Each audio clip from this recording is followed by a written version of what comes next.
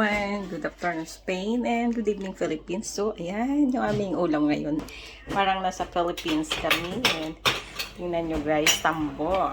Ayan, kompleto ricado. Tampo na may pasaya, may okra, may taga, may saluyot, at saka may ugat ng gabi. Ayan, sarap-sarap yan guys.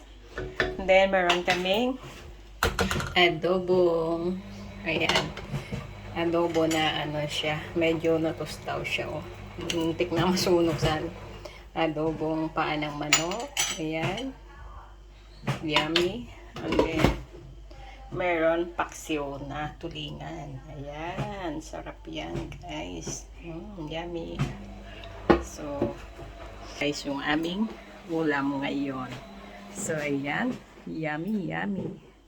So, see you sa kainan mamaya. Bye!